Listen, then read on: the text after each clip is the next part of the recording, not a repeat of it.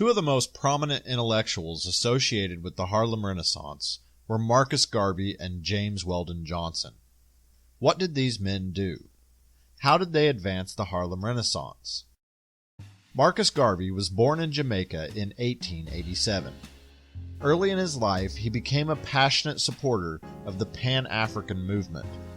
This was a philosophy that promoted the solidarity of Africans throughout the world. While still living in Jamaica, he founded the Universal Negro Improvement Association, the UNIA, which boasted more than 65,000 members. In 1916, he moved to Harlem, where he began publicly speaking about his causes.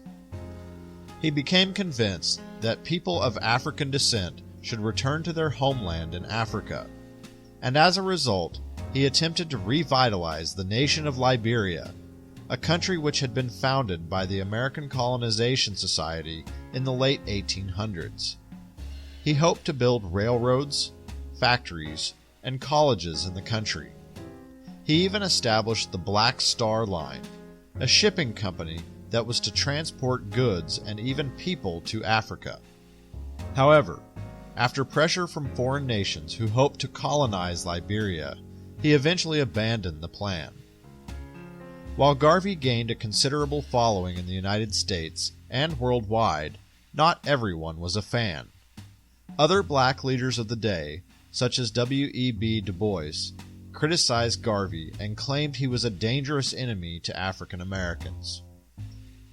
In 1925, Garvey was accused and convicted on charges of mail fraud. Garvey and his supporters claimed the charges had more to do with his outspoken political views than any real wrongdoing. He was sentenced to the Atlanta Federal Penitentiary and eventually deported back to Jamaica. Although he remained active for many more years, Garvey's Back to Africa movement lost most of its momentum in the latter half of the 1920s.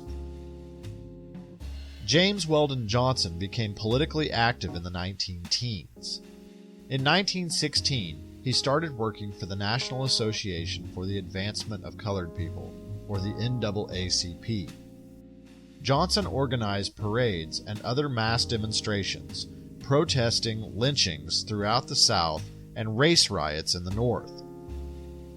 Johnson was selected as the executive secretary of the NAACP in 1920.